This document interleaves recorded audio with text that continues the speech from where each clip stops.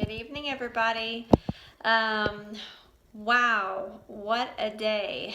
You have all kept me super busy. My phone has been blowing up for good reasons, though. We have obtained almost 20,000 signatures so far since midnight last night. So we're up to about 76,000.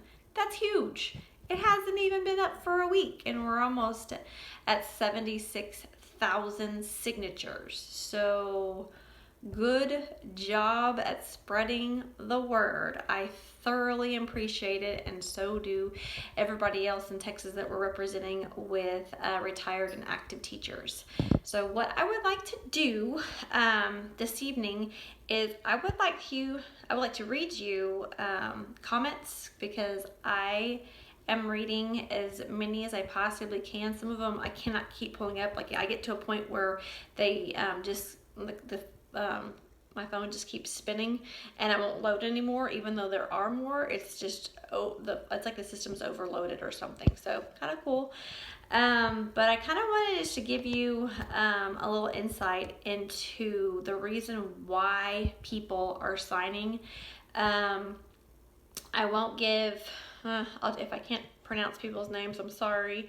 I'll try to do my best, so bear with me. So first of all, I'm going to read you ones that I started screenshotting days ago, and then the ones that are out of state right now. So I'm not going to try to make this a 13-minute video, but I do think it's important that we all hear the people that we're representing and the hardships that they're facing because of this insurance situation. We have Darcy Mars from Waco, Texas. As a retiree, my insurance cost is going from $225 a month to $590 a month starting in January. Doris Perry is from Conroe, Texas. She said, I am a retired teacher, and after 10 years, I only get less than $500 a month before insurance.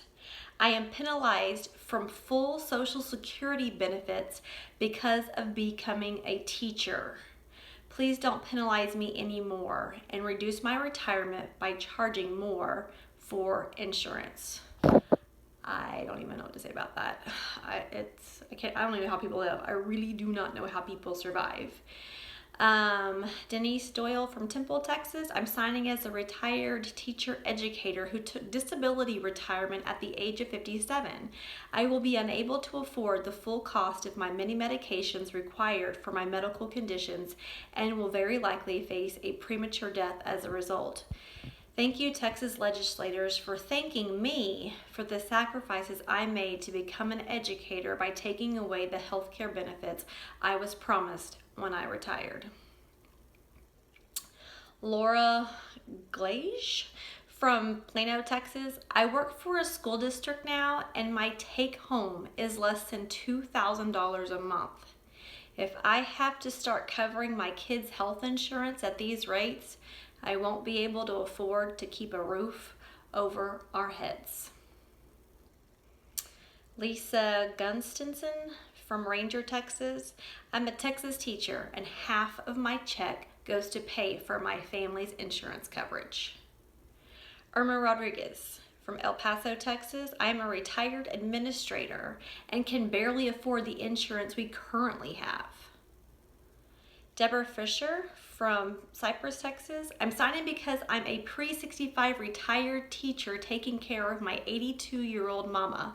I taught my 30 years, retired with the rule of 80, and now I'm being screwed by the Texas legislator with high deductibles, high premiums each month, and really outrageous MOOP just to be covered by insurance. I'm being punished because I'm not 65 years old. Please help us. Savannah Keller from Atascosa, Texas. I would like to become an educator, but at this rate, it is not worth it.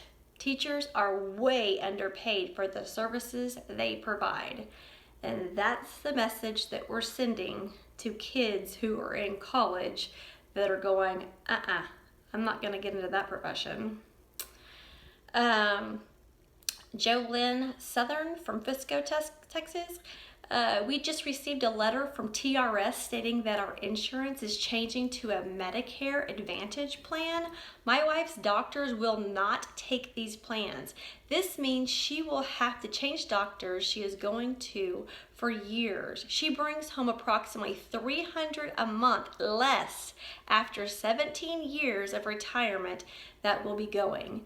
She is not eligible for Medicare, and what a way to treat someone who spent 40 years teaching children.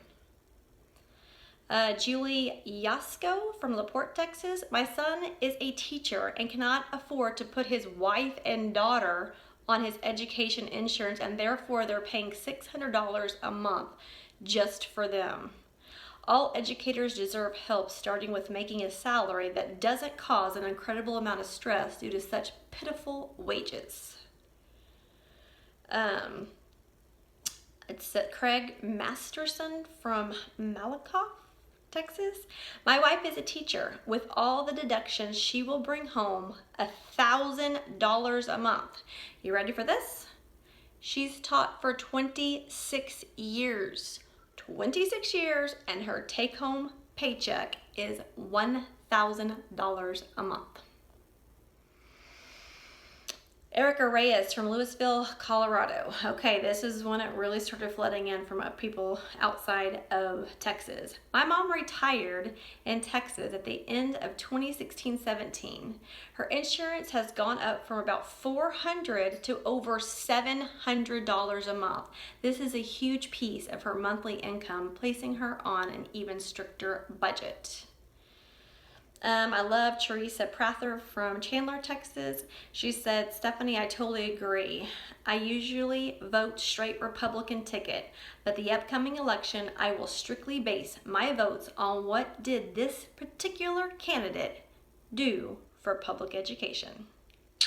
Me too, girl, for sure. Annalise McMinn, Wimberley, Texas. Thanks for the update. I agree with you. No more straight tickets. Joanne Reeves, Katy, Texas. Thanks for the update, Stephanie. I just retired and I'm a widow, so 2/3 of my husband's Social Security will be taken away. I was a special ed teacher helping teachers for 18 years, so my pension is small, and my husband's is minus the 2/3 is small now too. The affordable health insurance and good coverage is important to me since I'm on a very fixed income now. So frustrating. I pray the deductible goes down for January and the costs are affordable for all. These just keep coming. I have seen custodians. I'm a custodian at MVISD. Day Wannett from Castroville, and he's talking about how he makes less than $25,000 about that. With the increase to over $2,000 per month, this is very interesting, on active care, I will have to change my plan to coverage that doesn't cover a fraction of what I have. If I do not change my plans, I will actually have to pay the district to work there just to cover the insurance.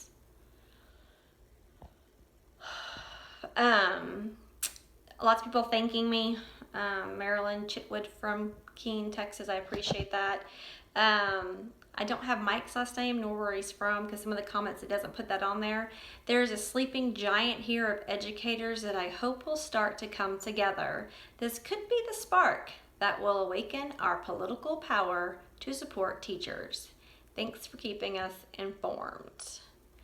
Jennifer says, I am with you. I am typically Republican, but will be looking at the views on education from all candidates for future elections. This is ridiculous. So these are some of the ones, when I say thousands, I literally mean thousands of people have been signing this. Deer Park, Texas, I have Michelle Botkins that said that her district contributes the bare minimum, which is $225 a month. Luckily, New Braunfels ISD is at $331 and some change. So that's over $100 more than what the school district she teaches for. And I'm not sure if that's in Deer Park or she drives somewhere, but that is huge for her.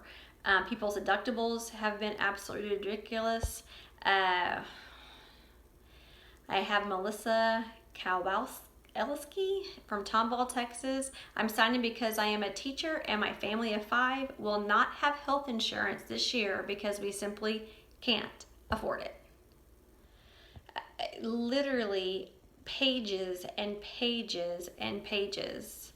Cecilia Wheeler says we haven't had a cost of living raise in 16 years and now our insurance is going up. We are strapped as it is, and this is going to make it even harder on us. Lots of teachers from out of state. I've had teachers from California say California teachers are supporting Texas teachers. We're behind you. Don't give up. New York, Rhode Island, Connecticut, Maryland, Missouri, you name the state, and we've gotten a signature from them. So this is now starting to look like it affects everybody. We should not have an education system in America where we have college kids that don't even want to come into this profession because of the benefits and salary. So that is my update for today. I gave you some personal stories of people that are pleading for help, as well as celebrating the right at 20,000 signatures that we've gotten almost in 24 hours. I think we're shy about 1,000 maybe, but I think by midnight we'll definitely get there. So keep sharing, keep liking, keep writing.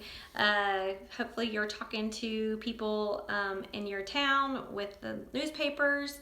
I had the suggestion where they said please just forward and try to keep doing the legislative letters. They've got, even if it's a generic response, I know I said yesterday that try something different, but was told again that we should just flood them. I had one I was going to read you about somebody trying to get a real march together. Here it is. Tanny from Montgomery, Texas. I have never understood why we retired teachers don't go in masses and march on Austin. Be loud, be bold, demand better benefits, COLA raises. We have lost 35% of our buying power in 14 years. Marching works across America. It gets noticed. March about the Social Security Unfairness Act too. She was like, while we're at it, just throw that in there. Okay, this is already up to like 13 minutes and I didn't mean to talk your ear off, but I felt like it was super important to share all of those stories with you. So take care, keep doing what you're doing, because you are working me like nobody's business, that's for sure. All right, please keep messaging me. I will keep reading. And again, you can feel free to email me, Stephanie C. Quinn, Quinn at gmail.com. So thanks. Bye. Have a good evening.